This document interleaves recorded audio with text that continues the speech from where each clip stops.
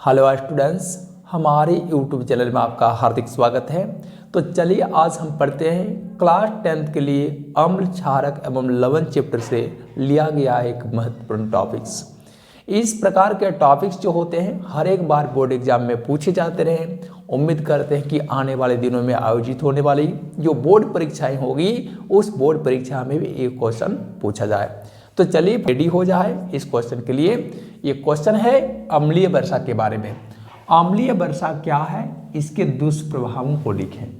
यहाँ पर दो मुद्दे उठाए गए हैं जिसमें अम्लीय वर्षा का परिचय लेना है और दूसरा नंबर इनके कौन कौन से हानिकारक प्रभाव देखने को मिलते हैं, इनकी चर्चा यहाँ पर करनी है।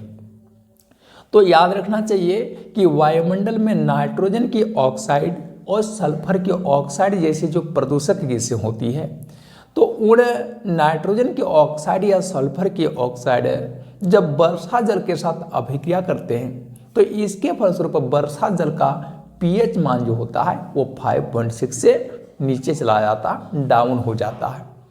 तो जब देखोगे वर्षा जल का पीएच मान 5.6 से नीचे आ जाए तो उस प्रकार की वर्षा जल को हम लोग अम्लीय वर्षा के नाम से जानते हैं। तो देखिए हमारा जवाब कुछ उसी तरह का है कि नाइट्रोजन एवं सल्फर के ऑक्साइडों के साथ अभिक्रिया करने पर जब वर्षा जल का पीएच मान या पीएच स्केल में उसका मान 5.6 से कम हो जाता है तो इस प्रकार की वर्षा को अम्लीय वर्षा कहा जाता। रही बात ये अम्लीय वर्षा के बारे में जानकारी हम सबों के लिए इतना महत्वपूर्ण क्यों है, तो देखिए अम्लीय वर्षा का हमारे ऊपर कुछ ज़्यादा ही बुरा इफेक्ट पड़ता है। उसी इफेक्ट को यहाँ पर हमने पॉइंट वाइज दर्शाने की कोशिश की है। तो अम्लीय वर्षा के दुष्प्रभाव क्या हैं, तो इसके दुष्प्रभाव नीचे दिए गए हैं। इसके जवाब हमने पॉइंट वाइज देने की कोशिश की है, जिसमें फर्स्ट पॉइंट क्या है कि पेड़ पौधे एवं जीव जंतु के स्वास्थ्य पर इसका बुरा असर पड़ता है। ठीक है, यहाँ पेड़ पौधे और जीव जंतु कहने का अर्थ हो गया जब पेड़ पौधों की हम लोग बात करेंगे तो इसमें हमारे फसलें भी आ जाएगी। ठीक है, तो देखोगे अम्लीय वर्षा की वजह से पेड़ पौधे या फसलों की जो पत्तियां होती है वह पीले पड़ने लगते हैं, यानी समय से पहले वो मुरझा कर क्या हो जाते हैं, झड़ जाते हैं और इससे फसल के उत्पादन पर इसका बुरा असर पड़ता है।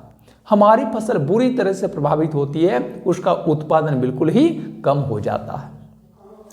तो पेड़ पौधों पर इसका बुरा असर पड़ा। पेड़ पौधों की पत्तियां जो होगी समय से पहले पीले होकर झड़ जाएगी, इससे प्रकाश संश्लेषण का काम सही ढंग से नहीं हो पाएगा और वो संबंधित पौधा सूख जाएगा या फिर मर भी सकता है। ठीक है, दूसरा नंबर जीव जंतु के स्वास्थ्य पर क्या असर पड़ेगा, उनके हेल्थ पर भी उसका बुरा असर पड़ता है। देखोगे यहाँ पर मनुष्यों के साथ साथ बाकी जीव जंतु जो होते हैं उन पर अम्लीय वर्षा का दुष्प्रभाव इस प्रकार से पड़ता है कि इसकी वजह से सर्दी हो, सिर दर्द हो, निमोनिया हो, इस प्रकार की बीमारियां देखने को मिलती है। आँखों की दृष्टि क्षमता पर भी इसका बुरा असर पड़ता है। तो ये हो गया पेड़ पौधे और जीव जंतु के स्वास्थ्य पर बुरा असर अम्लीय वर्षा का। अब हम लोग इसके दूसरे पॉइंट पर आएंगे।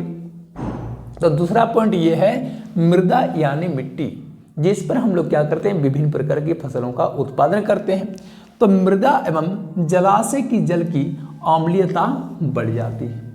ठीक है, अगर अम्लीय वर्षा होने लगी तो हमारी जो उपजाऊ मिट्टी है उसमें अम्लीयता की मात्रा बढ़ जाएगी और हमारे जलाशय के जो जल होंगे उसमें भी अम्लीयता की मात्रा बढ़ जाएगी। इसका बुरा असर क्या होगा कि जब मिट्टी में अम्लीयता बढ़ जाएगी तो उस स्थिति में मिट्टी की उर्वरा शक्ति का क्षय होगा, यानी उसकी उत्पादन पर इसका बुरा असर पड़ेगा।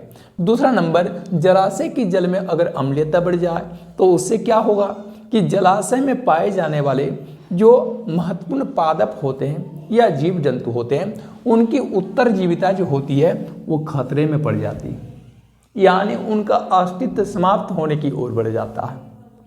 ठीक है, साथ ही साथ में मिट्टी में भी कुछ हमारे लाभदायी जो है जीव जंतु पाए जाते हैं, जैसे किसानों के मित्र के नाम से जाना जाने वाला केंचुआ, वो मिट्टी में पाया जाता है। अगर उस मिट्टी में अम्लीयता बढ़ जाए अम्लीय वर्षा की वजह से तो उस स्थिति में केंचुए की जो संख्या होती है वो दिनों दिन कम होती जाती है और इससे मिट्टी का जो उर्वरा क्षमता होता है उस पर बुरा असर पड़ता है। ठीक है, अब देखो इसका तीसरा पॉइंट क्या है कि इसकी वजह से यानी अम्लीय वर्षा की वजह से जो हमारे देश या फिर कह सकते हो विदेशों में, विश्व भर में जो सुंदर भवन हैं, जैसे आप उदाहरण के लिए सुंदर भवनों में अपने देश में प्रसिद्ध या विश्व प्रसिद्ध ताजमहल को ले सकते हो, जो कि आगरा में यमुना नदी के तट पर बसा है। और आप सबों को पता होना चाहिए कि यह सफ़ेद संगमरमर का बना यह स्मारक जो विश्व प्रसिद्ध है, जिसको देखने के लिए, जिसका दीदार करने के लिए हर दिन हजारों लाखों की संख्या में लोग आगरा आते हैं। तो इस अम्लीय वर्षा की वजह से इस प्रकार के जो सुंदर भवन होते हैं यानी इमारतें या बिल्डिंग्स होती है या फिर इस प्रकार की सुंदर जो मूर्तियां होती है, उसकी सुंदरता और चमक जो होती है वह नष्ट हो जाती है। नेक्स्ट रोज में इसी प्रकार का अन्य टॉपिक्स लेकर हम दोबारा हाजिर होंगे। फिलहाल आज अनुमति दीजिए। Thank you, all the best.